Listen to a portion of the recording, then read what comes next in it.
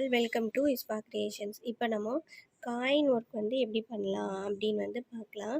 இப்போது இந்த மாதிரி காயினை ப்ளவுஸில் ஸ்டிச் பண்ணிங்க அப்படின்னா அதில் கம் போட்டு ஃபஸ்ட்டு பேஸ்ட் பண்ணிவிட்டு அதுக்கப்புறம் நார்மலாக நம்ம த்ரெட் ஊசியை வச்சே பண்ணிக்கலாம். இப்போது இதை ஸ்டார்ட் பண்ணிவிட்டு நம்ம காயினை ஃபிக்ஸ் பண்ணிக்கலாம்.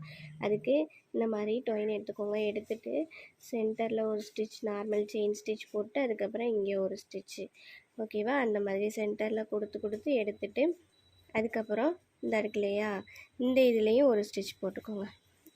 சரியா? இந்த மாதிரி சுற்றி இதுலேயும் ஸ்டிச் போட்டுக்கோங்க. போட்டுட்டு அதுக்கப்புறம் நம்ம இதில் ஒரு பீடு ஏதாவதுனாலும் வச்சுக்கலாம், ஓகேவா?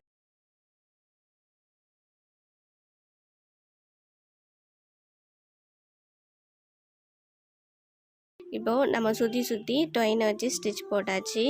இப்போ இதில் நம்ம சென்டரில் பீடுனாலும் வச்சுக்கலாம்.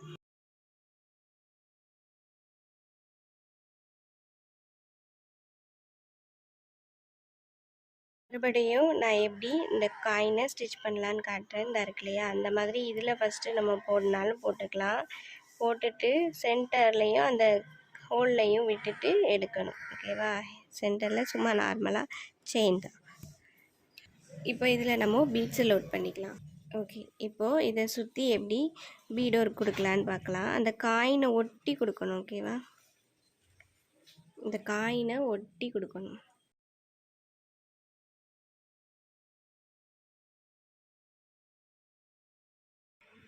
கேப் தெரியக்கூடாது, காயினை ஒட்டி கொடுக்கணும்.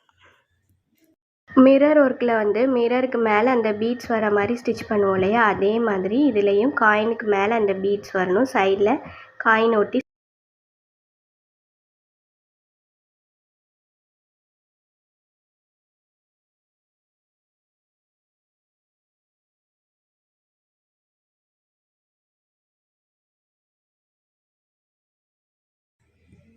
ஓகேவா? இந்த மாதிரி போட்டுட்டு இதில் நாட் போட்டுக்கலாம்.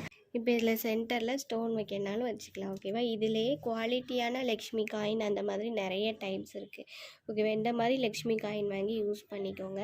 இதிலே ஸ்டோன் வச்சும் இருக்குது, அது கொஞ்சம் ரேட்டு கூட்டினதாக இருக்கும், ஓகேவா? இதை நம்ம ஹேங்கிங்காக எப்படி யூஸ் பண்ணலாம் அப்படிங்கிறத நம்ம ஹேங்கிங் கிளாஸ் வரும்போது பார்க்கலாம், ஓகேவா? இந்த மாதிரி ஸ்டிச் பண்ணி என்னோடய ஸ்டூடெண்ட்ஸ் என்னோடய வாட்ஸ்அப் குரூப்பில் ஷேர் பண்ணுங்கள், ஓகேவா? தேங்க்ஸ் ஃபார் வாட்சிங்.